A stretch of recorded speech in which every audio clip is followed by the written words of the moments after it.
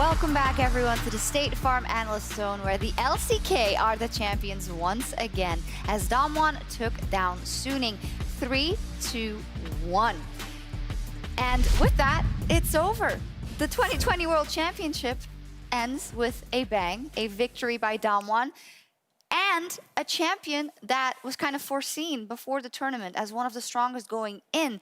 But that's a whole different thing than seeing it through and winning all those matches that get you the World Championship. It was crazy because it just hit me, man. Just 6 weeks, just disappeared. Gone. I know, me too. Try not to get too emo. My goodness. Damwon champion. Yeah. Fantastic. Yeah, I think, you know, considering they were favorites coming into it, I think there was a lot of question marks because we didn't have any international tournaments besides the mid-season cup, of course. And I think so much excitement and anticipation was built up towards this tournament. And I think Damwon delivered on every expectation. I think it's been at least, I don't know if you agree, Yamato and Sjokz, but for me, it feels like it's been a while since we could so confidently call Worlds. You know, Damwon was talked about as very heavy favorites from virtually everyone since the very beginning. Feels like the last time that happened was really kind of like the SKT dominance or era. You know, Invictus Gaming kind of came out of nowhere. People were a little bit hesitant on FPX.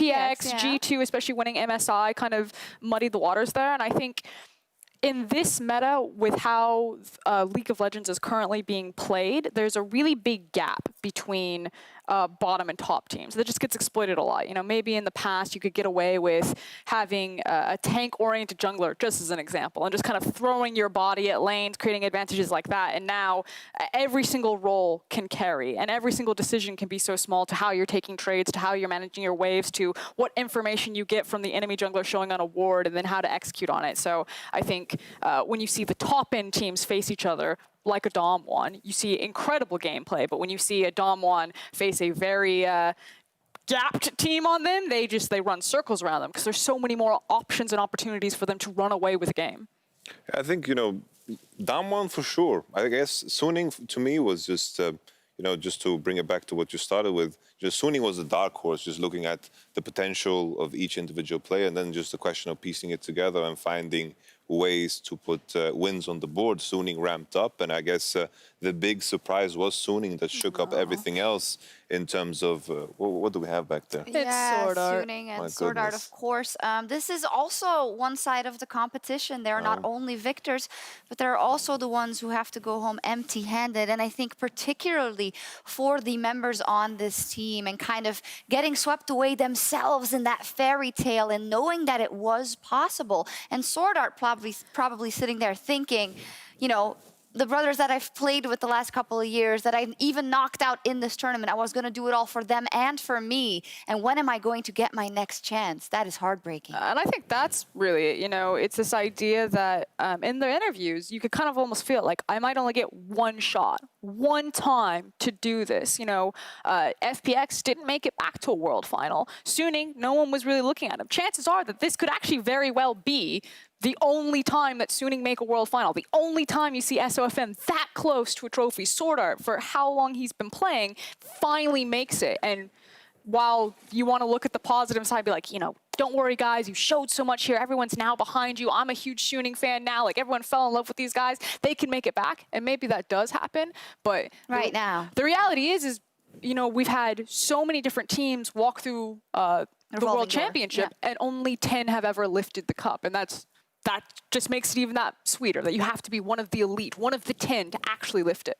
I think it's just the nature of just being a competitor. You know, I myself, you know, after being at the World Championship, going out in groups, the only thing you care about at the end of the day, even though you beat whatever, it just doesn't matter. You want to go further. Quarters is next. The same thing, whatever you do, if you win a World Championship, the thing that Doinby said almost right away, he was like, I want to win the next one. It's just more and more and more. It never stops. And with the story of Suning, the higher you climb, the tougher is the fall. Definitely so, in our hearts, but that doesn't really buy you anything right now, of course. And for the side of Damwon, it's kind of a different story because you do have the distinct feeling that this is something that we may see again, just because of the might of how they performed at this World Championship and also their clear growth over the last even 3 years from when they were playing Challenger Korea, when they hit LCK, now the championship, and now the World Championship. I think just crazy how much they've managed to ramp up considering like summer alone, especially when they were so dominant regionally, they continued to break their own ceiling, which is so difficult when you're the leader in your region. Damwon continued to grow even within this tournament. I think they've continued to grow, and I'm just hoping that this lineup retains their full roster, because off seasons tend to get wild. Oh, and yeah, there's a lot on the horizon, actually. That's the thing. It's like, if Damwon stay together, I think, you know, best case scenario, if this roster doesn't stay together, because like Yamato's saying, you often see these rosters kind of get ripped apart, is that the lesson has been learned for all of the LCK, that now the formula has been seen. This is what you need to return to the World Championship. And so you see a revolution, if you will, across the entire region. And I love it. At the end of kind of the first decade of League of Legends, we now are left with kind of Oh God, the I'm old. questions and the promise. I'm so old. You know, are we going back to LCK dominance? Is LPL getting back in there from next year immediately?